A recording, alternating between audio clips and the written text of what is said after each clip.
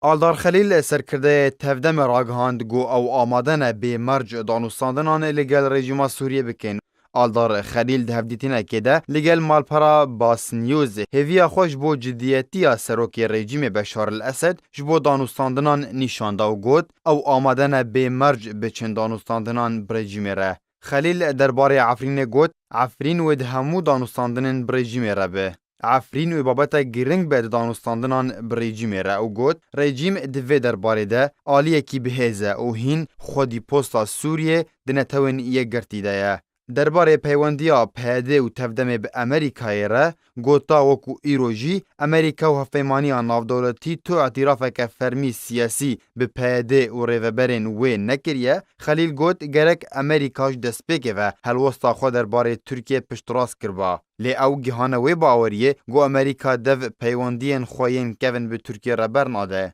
اف داخویانی پشتی وی کتین گو بشار الاسد سروک رژیم سوریه گوت بود دوی پیده و چکدارین سوریه دموکراتیک نافچه دبن کنترول خود را دستی رژیم بکنیانجی او بهزه و نافچهان وگرینن. صالح مسلم هفسروک بره پیده جیج بو آجانسان و چهنی آلمانی درباره اگر دانستاندنان برژیم رو پیش هاتین من بجه و وکشاندنا پیده ج من بجه گوت دانستاندن برژیم رو بمرج بن. هفدمی گو پیده بحثا دانستاندنان برژیم را دیکه و دخوازش را گشتی را خوکو هزه که نهف پیمان به اسد را نشان بده لیل سر روی زمینه برو واجیوه که گو هماهنگی اگ ناورا رژیم و پیده ده اشکره تاوکو ایروژی هین رژیم لباجار قامشلو حسکی دمینه و همو چالاکیین خواه مینا بره به حسانی لداردخه هفدمی گو پیده ادعا دیکه گو اوروش آوای کردستانی بره ودبه و تو چالاکی به مولتاوی ناین لدارخستن لتل رفعته جی